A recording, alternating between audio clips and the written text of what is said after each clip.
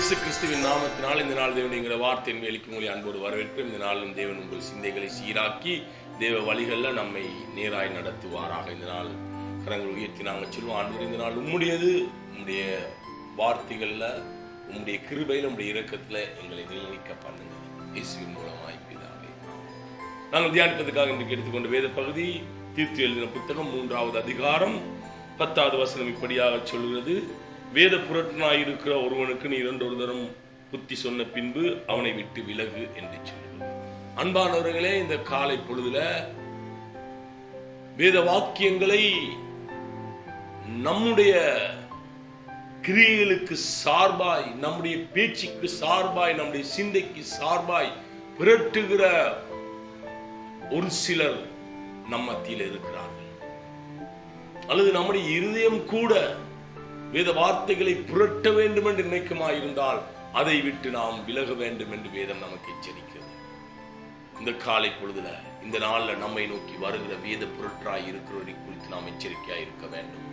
என்று சொன்னா, நம்முடைய காரியங்களுக்கு அல்லது நம்முடைய இருதயத்துக்கு ஏற்ற விதமாய் வேதத்தை நம்முடைய குற்றங்களை மூடும்படியாய் அல்லது நம்முடைய குற்றங்களை மறைக்கும்படியாய் வார்த்தைகளை கொண்டே அதை சரிப்படுத்துகிற ஒரு கூட்டம் உண்டு.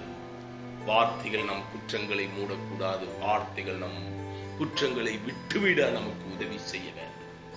வார்த்தைகள் நம்முடைய குற்றங்களை அல்லது நம்முடைய தப்பிதங்களை அல்லது நம்முடைய பாவங்களை நமக்கு உணர்த்தி இயேசுவின் இரத்தத்தன்றைக்கு நம்மை நடத்த வேண்டும். இயேசுவின் இரத்தம் நம்முடைய பாவங்களை மன்னிக்கிறது என்பதை நமக்கு வார்த்தைகள் காட்டிக் கொடுக்க வேண்டும். அல்லது வார்த்தையை கொண்டு அந்த நம்முடைய கிரியையோ, நம்முடைய பேச்சையோ, நம்முடைய சிந்தையோ சரியென்று அங்கீகரிக்கும்படியாய் நமக்கு யாராவது கற்றுக் கொடுப்பார்களாக இருந்தால் அதுதான் வேத புரட்டர் என்று வேதம் சொல்லுகிறது. அன்பானவர்களே, வார்த்தைகள் இன்றைக்கு நமக்கு கொடுக்கப்பட்டிருக்கிறது நம்மை கழுவிக்கொள்ளும்படியாய், நம்மை தேவனுக்குள்ள நிலைநிறுத்தும்படியாய், நம்மை தேவனோடு நடக்கும்படியாய், நம்மை உணர்த்துவிக்கும்படியாய் ஆனபடினால இந்த நாளில் நாங்கள் வேதத்தை வாசிக்கும் பொழுது, ஆண்டவரே இந்த வேதம் எனக்கு வெளிச்சமாயிருந்து எனக்குள்ள இருக்கிற இருளான எல்லா பகுதியிலையும் காண்பிக்கட்டும் என்கிற தெளிவோடு கூட இந்த காலை பொழுதுல வேதத்தை வாசிங்கள். வேதம் இன்றைக்கு உங்களுக்கு வெளிச்சமாய் இருக்கட்டும். இயேசு கிறிஸ்துவின் நாமத்தினால தேவரின் வேத புரட்டர்களுக்கு இதை கேட்டுக்கொண்டிருக்கிற ஒவ்வொருவரை தப்புவிப்பீராக.